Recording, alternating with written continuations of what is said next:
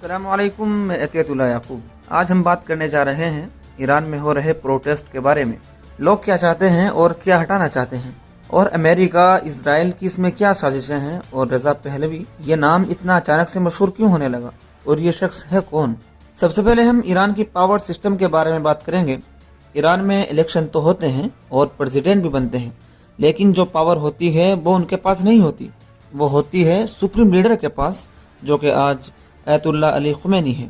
Power से मुराद army, judiciary यानी courts, जजेस एंड लॉज, मीडिया और फॉरेन पॉलिसी सब सुप्रीम लीडर के पास होती है। इस सिस्टम को विलायत फकी का नाम दिया गया है। प्रोटेस्ट करने वाले दरअसल इस लीडर को नहीं बल्कि इस पूरे सिस्टम को तब्दील करना चाहते हैं। प्रोटेस्ट की एक वजह नहीं बल्कि कई वजूहात बताई गई हैं। अमेरिका के सैंक्शंस, खाना, पेट्रोल, दवाई सब चीजें महंगी कर दी गई हैं। नौजवान बेरोजगार घूम रहे हैं और बताया जा रहा है कि बोलने की भी आज़ादी नहीं है। इंटरनेट कंट्रोल, लाइफ स्टाइल पर पाबंदी है। विमेन राइट्स की अगर बात की जाए तो बताया जा रहा है कपड़ों से लेकर जिंदगी तक हुकूमत का दबाव है।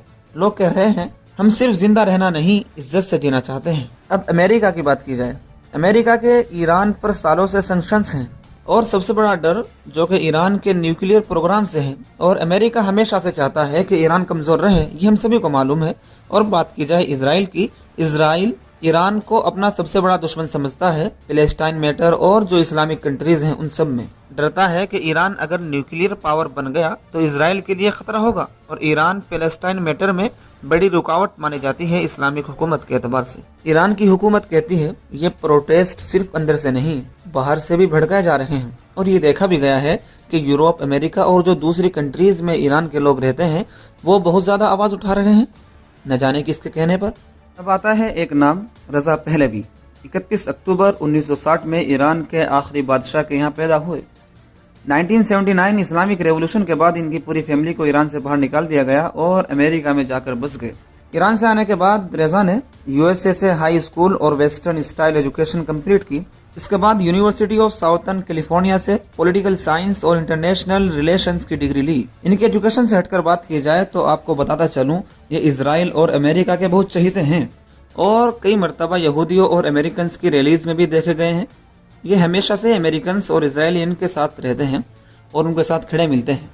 ये अमेरिका और इसराइल की एक साजिश भी हो सकती है कि ईरान में ऐसे आदमी की हुकूमत बना दी जाए जो हमारे इशारों पर नाचे, यानी हमारे इशारों पर काम करे, फिर हमें और हमारे रास्ते में कोई भी इस्लामिक रुकावट नहीं होगी। और एक शख्स जो अमेरिका के प्रेसिडेंट यानी ट्रम्प साहब के ऊपर जाता है वो ये है कि अभी कुछ वक्त पहले एप्स्टीन फाइल का मसला बहुत मशहूर हो रहा था, लोगों के अंदर बहुत चर्चा में था। तो उस चीज को भुनाने के लिए कुछ ऐसे